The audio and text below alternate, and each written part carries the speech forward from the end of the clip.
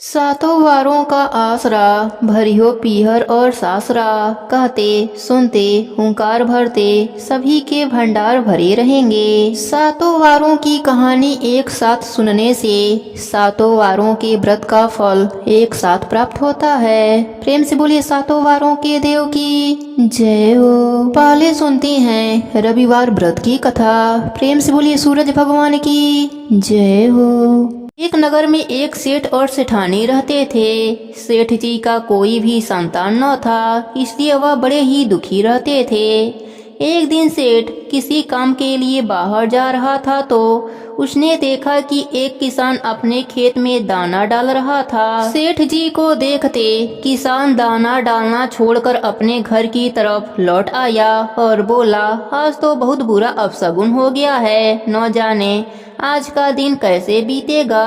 सेठ जी के कानों में उस किसान की बात आ गई और वह बड़े ही दुखी हुए और वह अपने घर लौट गए। घर जाकर उन्होंने सेठानी को सारी बात बताई। सेठानी ने कहा, आज मेरे साथ भी ऐसा ही हुआ है। हमारे आंगन में एक चिड़िया आती है और बोली कि इस घर में कोई संतान ही नहीं है, दाना कहाँ से मिलेगा।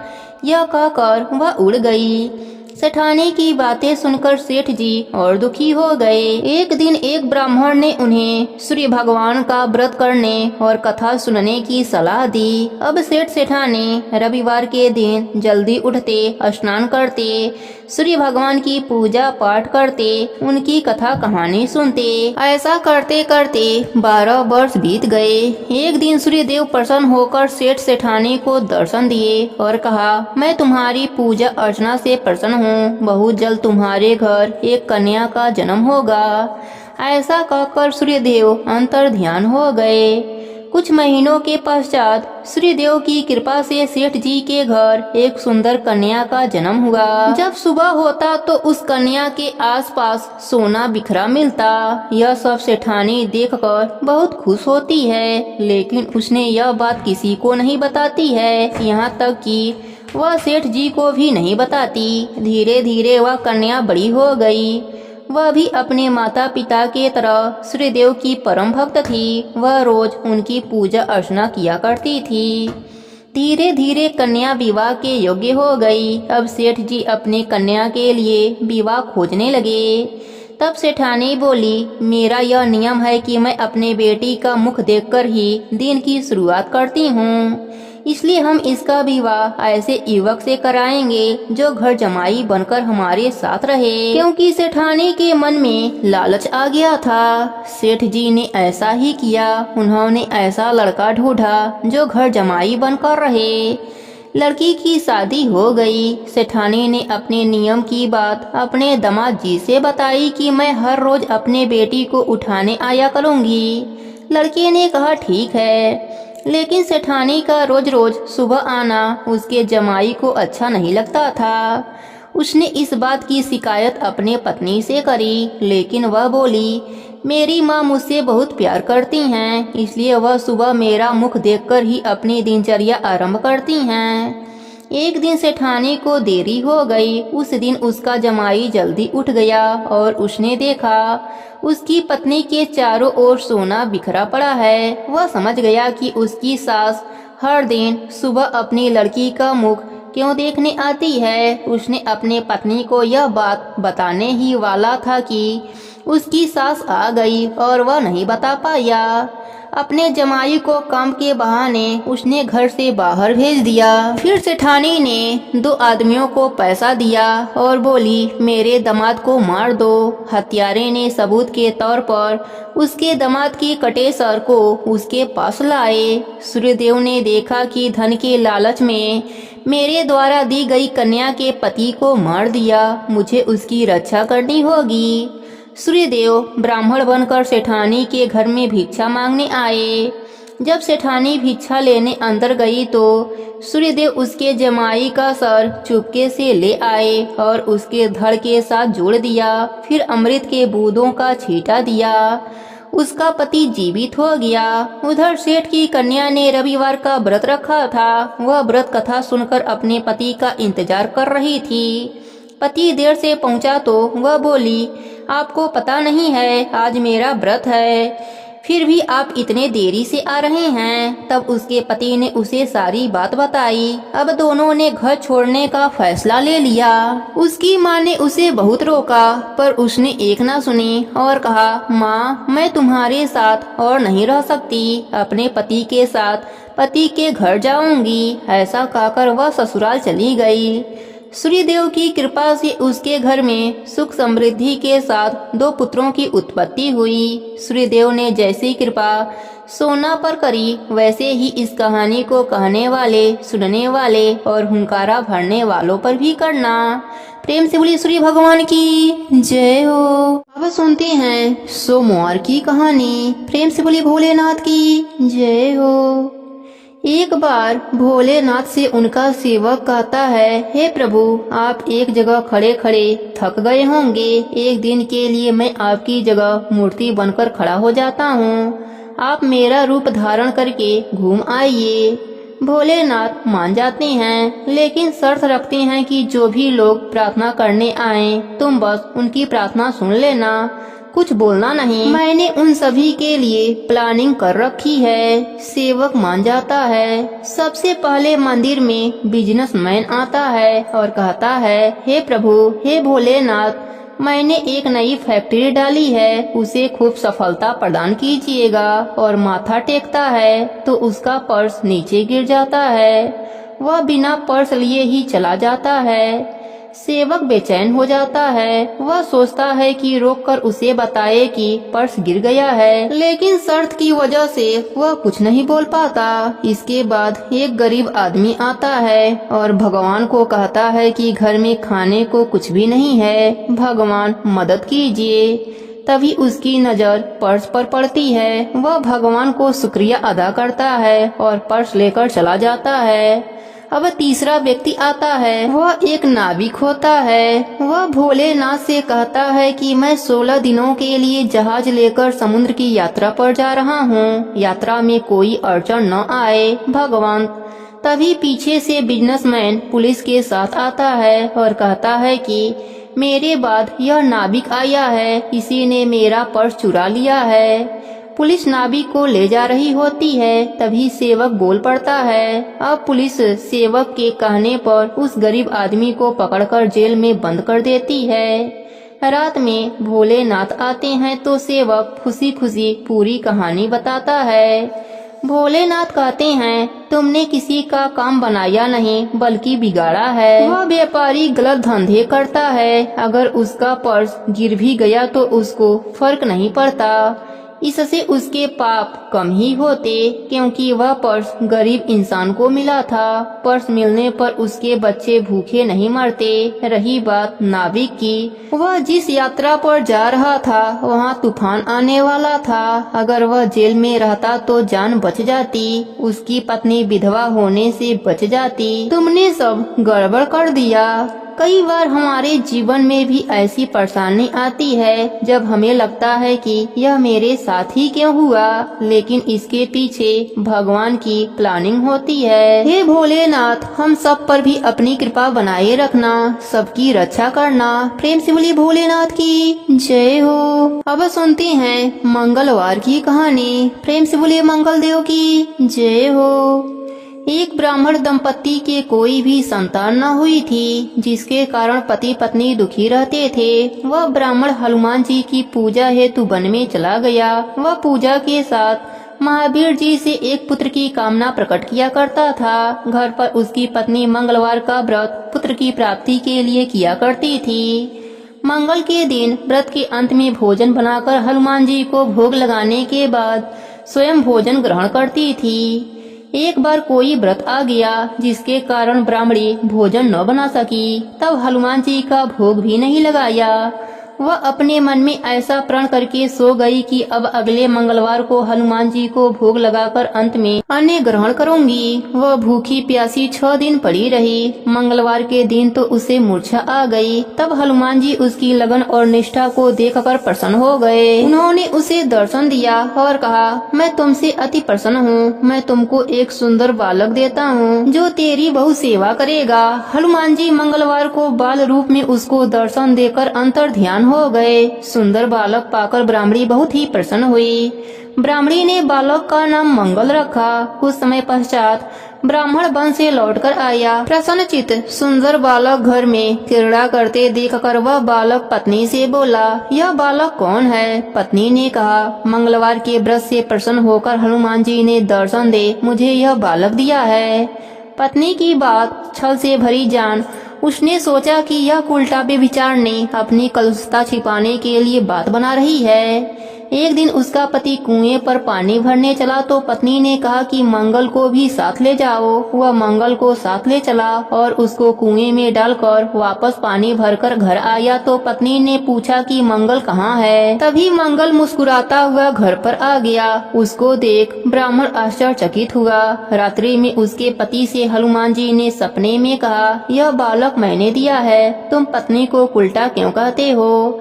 पति यह जानकर हर्षित हुआ। फिर पति पत्नी मंगल का व्रत रख अपना जीवन आनंद पूर्वक व्यतीत करने लगे। जो मनुष्य मंगलवार की कथा को पढ़ता या सुनता है उसके ऊपर हनुमान जी की विशेष कृपा होती है। उसके सब कष्ट दूर हो जाते हैं। प्रेम से बोलिए हनुमान जी की जय हो। अब सुनते हैं बुधवार व्रत में सुनी जाने वाली गणेश भगवान की कथा। प्रेम से बोलिए गणेश भगवान की जय हो। उस समय पहले की बात है। एक गांव में एक भाई बहन रहते थे। भाई बहुत गरीब था पर उसकी बहन पैसे वाली थी। जब बहन के ननद का विवाह था तब बहन ने न अपने भाई को विवाह में आने का निमंत्रण दिया न ही कोई चिट्ठी भेजी। भाई को बाहर वालों से पता चला कि उसके बहन के ननद का विवाह है। भाई ने गांव वालों को बताया। तब गांव वालों ने अपने घर से चुनरी, बिछिया और साड़ी जैसा जिनसे बन पड़ा कन्या के लिए दिया। भाई सारा सामान लेकर बहन के गांव पहुंचा। बहन के घर जाने पर बहन की देवरानी बोली, भाभी जी आपके भाई आए हैं। बहन ने पूछा, कैसे आए हैं और क्या पहना है? देवरानी ने कहा, पैदल आए हैं, फटी पगड़ी फटी धोती पहने हैं। बहन बोली, मेरे ससुर हवेली के सामने दुकान में बैठे हैं, मुझे शर्म आती है। भाई को बोलो पीछे के दरवाजे से आए। भाई के आते ही बहन ने भाई को एक कमरे में बंद कर बाहर से ताला लगा दिया।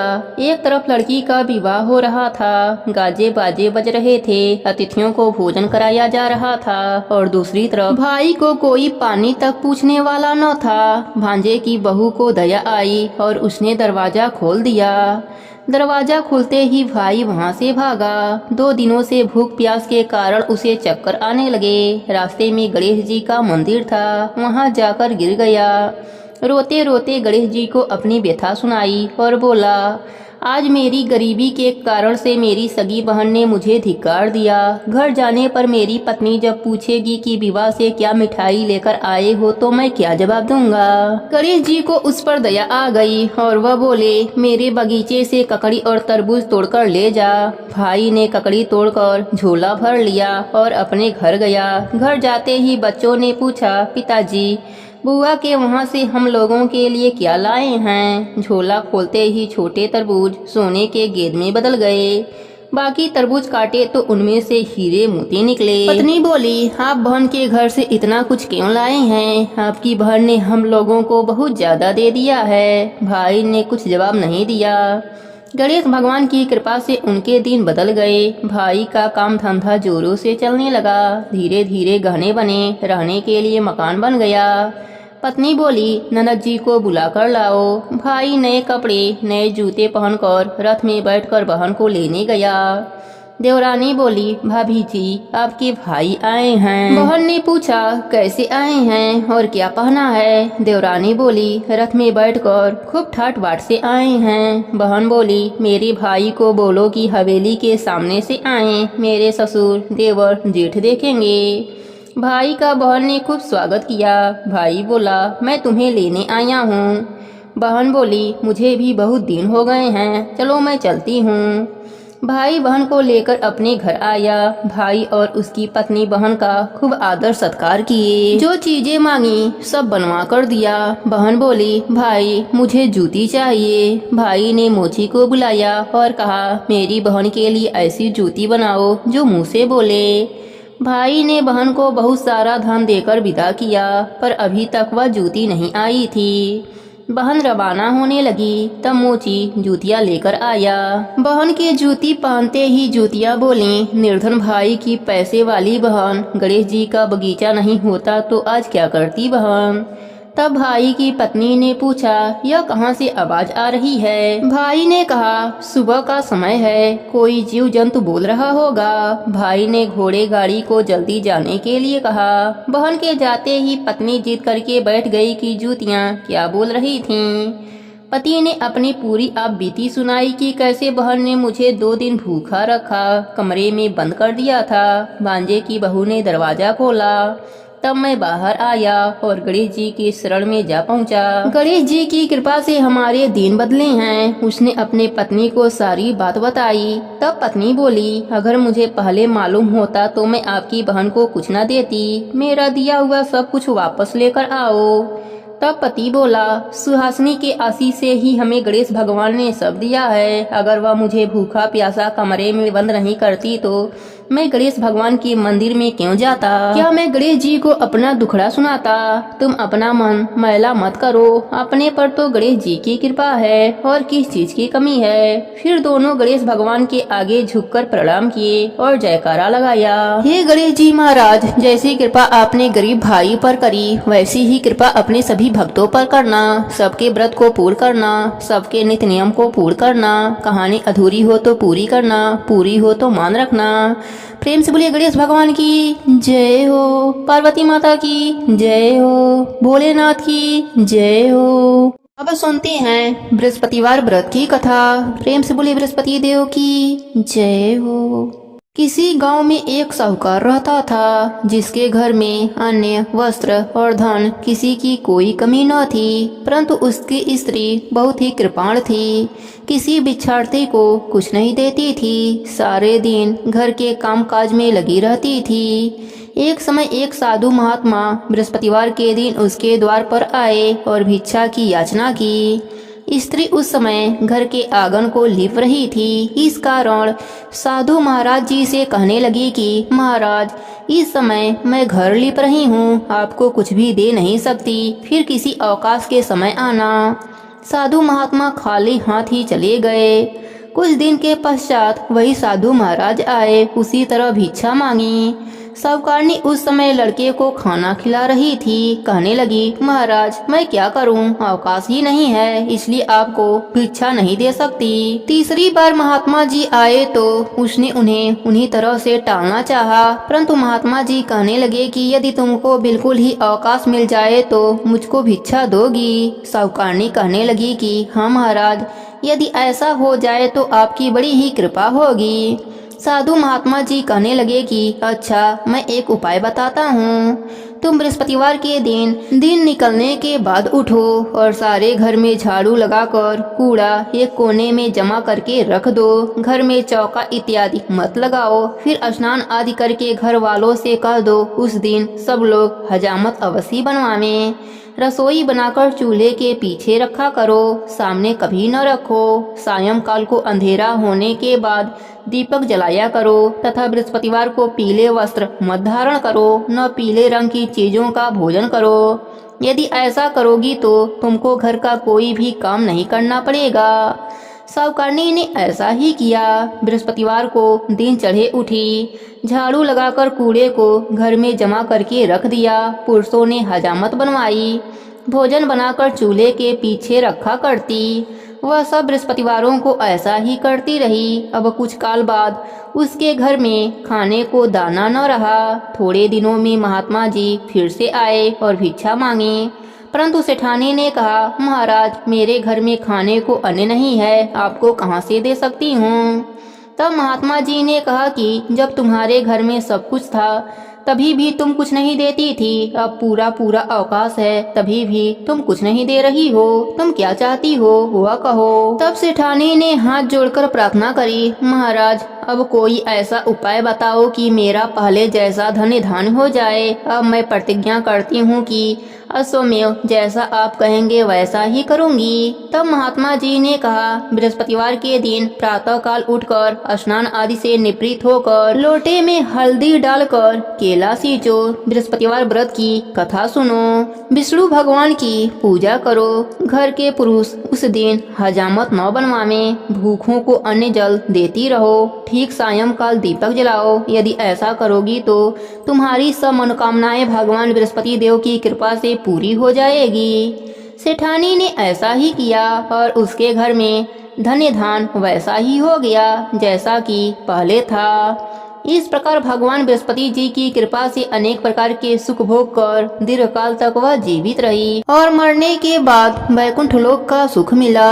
हे बृहस्पति देव, जैसे आपने सेठानी पर अपनी कृपा करी वैसे ही अपने सभी भक्तों पर करना। सबके व्रत को पूर्ण करना, कहानी अधूरी हो तो पूरी करना, पूरी हो तो मान रखना। प्रेम से बोले बृहस्पति देव की जय हो। अब सुनते हैं शुक्रवार व्रत की कथा। प्रेम से बोलिए अन्नपूर्णा माता की जय हो। समय हिम शिखर पर बैठे शिव जी के पास पार्वती माता आती हैं और बड़े ही विनम्र स्वर में अनुरोध करती हैं कि हे भगवंत, कैलाश में भी हमें अब रसोई की आवश्यकता है। भगवान शिव ने मना कर दिया। उन्होंने कहा कि भोजन तो एक प्रकार की आसक्ति है, प्राणी को हर प्रकार की आसक्ति को त्याग देना चाहिए। यही ब्रह्मा विष्णु और महेश का कथन है। माता पार्वती ही लक्ष्मी और सरस्वती देवियों के साथ भोजन स्वरूप लेकर व्यक्ति का प्राण पालन करती हैं। माता पार्वती को यह शब्द बड़े ही अपमानजनक लगे। इसी कारण माता और भगवान के बीच में मतभेद हो गया। देवी ने कहा, हे शिव, जब मेरी कोई आवश्यकता ही नहीं तो मैं आपके साथ क्यों रहूं? यह कहकर देवी अंतर ध्यान हो गयीं। भगवती पार्वती के जाने के बाद भगवान शिव पुनः समाधि में चले गए, पर थोड़े ही देर बाद उन्हें भयंकर रुदन चीखने चिल्लाने की आवाज सुनाई देने लगी, जिसके कारण उनका ध्यान भंग हो गया। जब उन्होंने आंख खोली तो देखा सभी देवी देवता गणेश सहित रो रहे हैं। सभी सुधा से त्रस्त थे। सभी भूख से तड़पते हुए शिव जी से याचना करने लगे, हे भगवंत, सृष्टि में अनाज का एक भी दाना नहीं है, कृपया हम भूखे क्षुधा प्राणियों को शांत करें। पर भगवती के लोप हो जाने के कारण भगवान शिव जी के पास भी अन्न का एक दाना भी नहीं था। उन्होंने स्वयं के भोजन लाने में असमर्थ पाया। फिर ब्रह्मा और विष्णु जी से पूछा। वे दोनों भी भगवान शिव के समान असमर्थ थे। भगवान शिव त्रिलोक में भोजन की खोज में निकले, पर भगवान शिव ने आकाश मार्ग से सारी धरती पर ढूंढा। सारी धरती में कहीं भी कंदमूल और अन्य खाने योग्य कोई भी वस्तुएं नहीं दिखी। न स्वर्ग लोक में हविष और स्वाहा थी और न ही पाताल लोक में कोई भी मांस मदिरा आदि पदार्थ था। त्रिदेव अब बड़े ही दुखी हो गए, क्योंकि इस संसार में सभी भूखे और दुखी हो चुके थे। वे जान गए कि जिस अन्य व भोजन को वह आसक्ति कहा था वह इस सृष्टि के लिए कितना ही महत्वपूर्ण है। तभी भगवान शिव को एक अघोरी मिला। भगवान शिव को अघोरी जानकर वह मनुष्य कहा, हे अघोरी, अगर तुम्हें भूख लगी हो तो जाओ, तुम काशी में जाओ। वहाँ एक दिव्य स्त्री है जो सभी भूखों को खाना खिलाती हैं। वह अवश्य ही तुम्हारी भी क्षुधा शांत कर देंगी। भगवान शिव अब समझ गए थे कि यह अंतिम रसोई केवल भगवती पार्वती की ही है। भगवान शिव ने देखा वहाँ भगवती बैठी हुई हैं, जो लक्ष्मी पार्वती सरस्वती तीनों की आभा से सुशोभित थीं। उन्होंने स्वर्ण सिंहासन पर बैठे हुए बैगनी और भूरे रंग की वस्त्र पहने हुए थीं और सभी प्राणी उनके द्वारा भोजन प्राप्त कर रहे थे। ऐसा कोई भी प्राणी न था जो भूख से ग्रस्त था और जिसे जितना भूख लगी थी भगवती उसे उतना ही भोजन दे रही थीं। भगवती भगवान शिव को आया देख मंद मंद मुस्कुराने लगीं।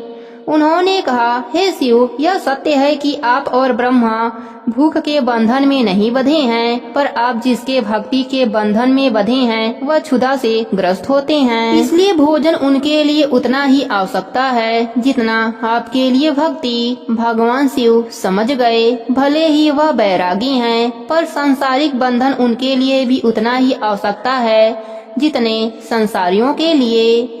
देवी ने शिव को 3 बार चावल का दान किया। पहली बार चावल के रूप में हविष और स्वाहा थे, दूसरी बार अन्य धन और कंदमूल थे, और तीसरी बार चावल के रूप में उन्होंने मांस, मदिरा और जलायु पदार्थ दिए। यह तीनों लोकों में वास करने वाले प्राणियों के लिए थे। संसार में अन्न की पूर्ति करने वाली इस देवी को अन्नपूर्णा का नाम दिया गया। सभी देवी देवताओं ने देवी की खूब स्तुति की, और देवी आज भी काशी में अन्नपूर्णा स्वरूप में विराजमान है। भगवान शिव ने सारे चावल सृष्टि पालन भगवान विष्णु को दिए, और भगवान विष्णु ने तीनों लोकों में बराबर बराबर बांट दिया। जो भी इस कहानी को कहता या सुनता है उसके घर में अन्य धन की कभी भी कमी नहीं होती है। प्रेम से बोली अन्नपूर्णा माता की जय हो। अब सुनते हैं शनिवार व्रत की कथा। प्रेम से बोली शनिदेव की जय हो। प्राचीन समय की बात है, एक गांव में एक सेठ जी रहते थे। उनकी 7 बहुएं थीं। एक दिन वह व्यापार करने के लिए जा रहे थे। रास्ते में काले कौवे पर सवार शनिदेव जी मिले और सेठ जी से बोले कि हे सेठ, मैं तुम पर आ रहा हूँ। तब सेठ जी बोले कि मैं अपने घर वालों से पूछ आऊं, तब आप आ जाना। सेठ जी घर आकर घर वालों से बोले कि रास्ते में शनिदेव जी मिले थे और कह रहे थे मुझ पर आने के लिए, मैं क्या कहूँ। बड़ी बहू बोली, पिताजी हम तो पढ़े लिखे नहीं हैं, छोटी बहू से पूछ लो। छोटी बहू मायके गई हुई थी। तब सेठ जी समधी जी के वहाँ गए। समधी ने खूब आदर सत्कार किया और पूछा कैसे आना हुआ। सेठ जी बोले, मैं बहू से मिलने के लिए आया हूँ। तब छोटी बहू आई, बोली, पिताजी कहिए। सेठ जी बोले, रास्ते में काले कौवे पर सवार शनिदेव जी मिले थे और बोल रहे थे मैं तुम पर आऊंगा, मैं उनसे क्या कहूँ। तब छोटी बहू बोली, पिताजी आप उनसे कहना आप सुमति में आवे, कुमति में न आवे, आप सोने लोहे के पैर न आवे, तांबे और चांदी के पैर आवे। जैसा छोटी बहू ने कहा था वैसा ही सेठ जी ने कह दिया। अब शनिदेव जी आ गए। देखने लगे कि बहू ने खाना बनाया। उसने 2 बार सब्जी में नमक डाल दिया। ससुर जी ने खाना खाया। सास ने पूछा कि भोजन कैसा बना है। तब ससुर जी बोले कि अच्छा बना है, स्वादिष्ट बना है। सारे बेटे बारी बारी से खाना खाकर चले गए। अब बहुओं ने भी खाना खा लिया। जिसने नमक डाला था वह खाना खाने बैठी। जैसे ही उसने पहला कौर मुंह में डाला तो उसके मुंह से अनायास ही निकला, अरे राम कितना नमक है। और सब लोगों ने कैसे खा लिया और किसी ने कुछ कहा भी नहीं। मुझे भगवान ने कितना अच्छा परिवार दिया है, कितने अच्छे लोग दिए हैं। अब नमक का मैं ध्यान रखूंगी। शनिदेव जी बैठे बैठे यह सब देख व सुन रहे होते हैं। शनि महाराज जी बोले, जिस घर में इतनी सुमति है और इतनी अच्छी बहुएं हैं वहाँ मैं कुछ नहीं बिगाड़ सकता। और सुख सौभाग्य का आशीर्वाद देकर चले गए। हे शनिदेव जी महाराज, जैसे आपने सेठ के परिवार को सुख सौभाग्य का आशीर्वाद दिया वैसे ही अपने सभी भक्तों पर अपनी कृपा बनाए रखना। कहानी अधूरी हो तो पूरी करना, पूरी हो तो मान रखना, सबके व्रत को पूर्ण करना। प्रेम से बोलिए शनिदेव महाराज जी की जय हो। 7 वारों के देव की जय हो।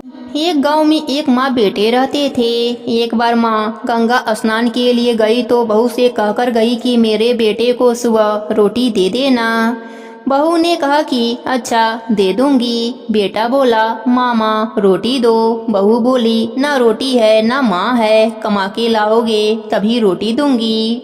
तब बेटा बोला, हे प्रभु मैं तो कमाना ना जानूं। लेकिन बहू ने नहीं मानी तो बेटे ने कहा, अच्छा 2-4 रोटी आम का अचार दे दो। बहू ने बनाकर दे दिया। वह रोटी लेकर कुएं के पाल पर जाकर बैठ गया और कहने लगा, राम जी मैं कमाना ना जानू, राम जी मैं कमाना ना जानू। भगवान राम ब्राह्मण का भेष धरकर आए और बोले, तुम ऐसे उदास क्यों बैठे हो? वह बोला, मेरी पत्नी ने कहा है कि कमा के लाओगे तभी रोटी मिलेगी, पर मैं कमाना नहीं जानता। तब ब्राह्मण रूप भगवान बोले, बेटा कमाना तो मैं भी नहीं जानता, हाँ पर मैं 7 वारों का नाम जानता हूँ जिससे तेरे अटूट भंडार भरेंगे। चावल के दाने और पानी की हांडी ला, घर के बर्तन को उघाड़ो, औधन को सीधा करो। ब्राह्मण ने 7 वारों की कहानी कही और उसने सुनी। इतवार, सोमवार, मंगलवार, बुधवार, बृहस्पतिवार, शुक्रवार, शनिवार 7 वारों का आसरा, भरियो पीहर और सासरा। अटूट भंडार होते चले गए। उसके बाद वह बेटा घर गया। बीबी बोली, क्या लाए? उसने कहा, 7 वारों का नाम लाया हूँ। तब पत्नी ने सोचा कि चलो कुछ तो लाया है। तब बुढ़िया का बेटा बोला, चावल के दाने और पानी की हांडी लाओ, पौधन को सीधा करो, ढकों को उघाड़ो। उसने कहानी कही। बहू ने कहानी सुनी। इतवार, सोमवार, मंगलवार, बुधवार, बृहस्पतिवार, शुक्रवार, शनिवार 7 वारों का आसरा, भरियो पीहर और सासरा। अटूट भंडार होते चले गए। बेटा बहू से बोला, मैं बेटी के घर जा रहा हूँ। बेटा फटे से कपड़े बांधकर बेटी के घर गया। बच्चे बोले, नाना आए। बेटी बोली, कैसे भेष में आए हैं? बच्चे बोले, आए क्या हैं? 2 दिन की रोटी तोड़ने के लिए आए हैं। सच है, गरीबी सब कुछ कहला देती है। बेटी से कहा, बेटी मेरी 7 वारों की कहानी सुन ले। उसने कहा, पिताजी मेरा मुख जूठा है। उसके पिता भूखे ही सो गए। अगले दिन बेटी को तरस आया। वह बोली, पिताजी पिताजी आप अपनी कहानी मुझे सुना दो। पिताजी ने कहा, चावल के दाने लाओ, पानी की हांडी लाओ, ढकों को उघाड़ो, अंधन को सीधा करो।